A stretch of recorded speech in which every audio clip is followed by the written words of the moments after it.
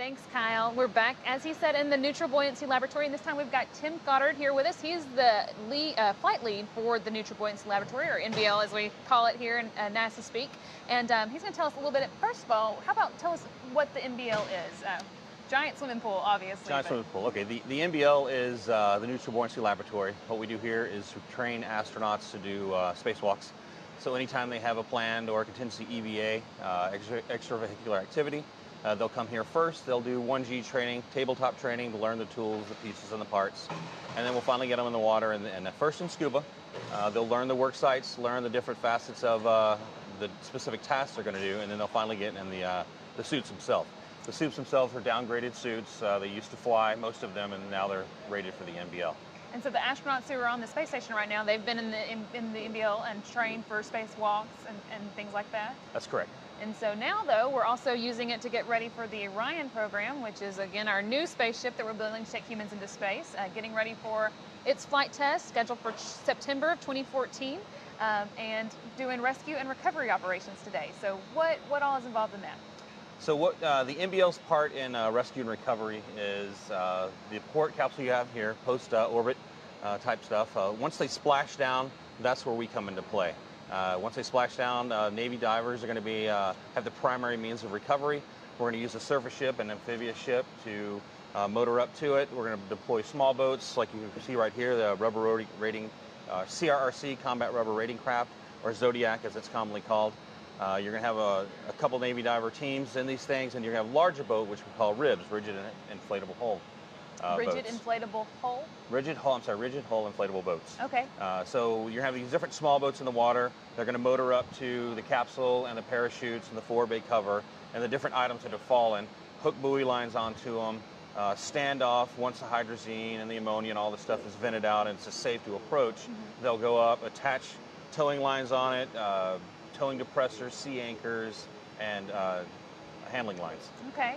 And so for this flight test, it's not going to have any astronauts in it, but in the future, certainly it will, and they'll be coming back from long stays in space. So there are probably a lot of things to take into account. You have to be, of course, careful and safe when you've got people in it. Right. So essentially, that's why we're here today. This is we use the analogy of crawl, walk, run.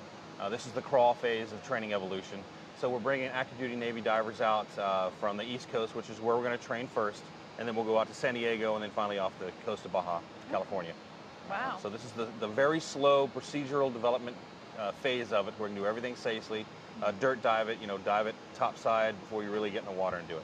How helpful do you think it is to have this facility to be able to do these kind of practice runs in? Once again, we're a unique facility in the world. You can't really provide what we can provide here. The Navy has several facilities, but they can't provide the water, the machine shop next door, we can tap into NASA technical expertise right down the street, as well as our common video system, the HD cameras and things like that. Yeah, well, and speaking of the Navy, tell us a little bit about that relationship. How does that work? So we've been doing this for a couple years now, and up until this point, active duty Navy hasn't participated too much. So we've had Navy reservists, local Navy reservists, divers, SEALs, and EOD folks that we'll bring into the NBL, and they've been evaluating the hardware. This is the first time we've actually got active duty to bring in an active duty master diver as well as diving warrant officer, and they're the hands-on. So these aren't the two folks that are going to actually go recover the astronauts or the capsule, but these are the ones who are in charge of the training plan and in charge of the sailors who are actually going to do it. Okay, so we're getting closer and closer to the point of actually training people to go do it. We're getting there. Hopefully sometime coming up in this summer, we'll have a troop of mud suit divers, mobile diving salvage unit divers coming out here and doing a training class. Great. Maybe we'll come back for that. Hope so. So we've got the port mock-up behind us, right? That's what we use here for the testing in the NBL. That's right. And what's going to be going on here today? So yesterday we had the forward bay cover, which you can't see, unfortunately. It's behind the port. That's just a section of it that will come off during descent. We did recovery operations on that and make sure that we can motor up to it, hook up to it, flip it over, put lift bags on it, and put a towing line on it, and actually tow it with these boats. Mm-hmm. Today, what we're doing is we're doing attachment systems on the capsule itself. So there's 3 attach points, 1 primary and 2 secondary. The primary is a towing point. Mm-hmm. We're trying to verify that the systems that we have that can attach to it along with what we're calling the octopus with several different attach points is viable. So the active duty guys are coming in here, they're making sure that as per Navy standards, this is going to work, it's nice and safe. And all going well so far? It's all going great so far. All right. Well, thanks so much for talking with us. Again, this is Tim Goddard, the NBL flight lead here at the Neutral Buoyancy Laboratory. That's the NBL. And we'll go back now to Kyle in Mission Control. Thanks so much.